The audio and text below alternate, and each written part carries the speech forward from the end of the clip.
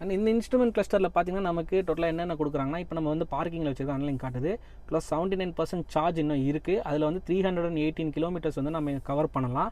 And இங்கே reverse, parking drive, அந்த right modes இருக்குது. ஸோ இப்போ பார்க்கிங்கில் இருக்கனால அது இங்கே வந்து எலக்ட்ரானிக் பார்க்கிங் நான் போட்டிருக்கனால இங்கே எலக்ட்ரானிக் பார்க்கிங் காட்டுது. அண்ட் இங்கே டோர்ஸ் எது ஓப்பனில் இருக்குதுன்னு காட்டுது. டோட்டலாக 653 கிலோமீட்டர்ஸ் இதுவரை ஓடி இருக்குது. அண்ட் 100 கிலோமீட்டருக்கு பார்த்தீங்கன்னா 21.4 கிலோவாட் அவர் வந்து பேட்ரி பவர் எடுக்குது.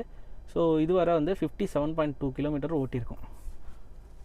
இங்கே ஹசார்டுக்கான ஸ்விட்சு, இங்கே ஆல் மெனு. ஸோ யூடியூப் எல்லாமே நம்ம பார்க்கறதுனா ஆப்பிள் கார்ப்ளே, ஆண்ட்ராய்டு எல்லா ஆப்ஷனும் வருது. டிரைவிங் ஓவரால் கண்ட்ரோல்ஸ் இருக்குது.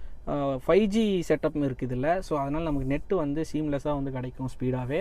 அண்ட் ஓவராலாக எல்லாமே யூஸ் பண்ணிக்க முடியும். ஸோ ஆம்பியன்ட் லைட் எடுத்துக்கிட்டால் கூட நமக்கு இதில் வந்து 5 தீமில் வந்து ஆம்பியன்ட் லைட் கொடுத்துருக்காங்க. ஸோ அது வந்து இங்கே பார்த்தீங்கன்னா தெரியும். ஸோ ஆம்பியன்ஸில் பார்த்தீங்கன்னா 5 தீம் இருக்குது. ஸோ நம்ம இதை வந்து எந்த நம்ம மூடுக்கு ஏற்ற மாதிரி நம்ம செட் பண்ணிக்கலாம். ஸோ அதுக்கேற்றாப்புலேயே வந்து நமக்கு இங்கே ஆம்பியன்ட் லைட் வந்து சேஞ்ச் ஆகும். அண்ட் இதில் வந்து இந்த ஒரு சாங் இருக்கு இல்லையா, இதை நம்ம ப்ரெஸ் பண்ணோன்னா ஒரு மியூசிக் வந்து ப்ளே ஆகும். ஸோ அது என்னென்னா, நம்ம ப்ளே பண்ணுற சாங்குக்கு வந்து இந்த லைட்ஸ் வந்து ப்ளே ஆகாது.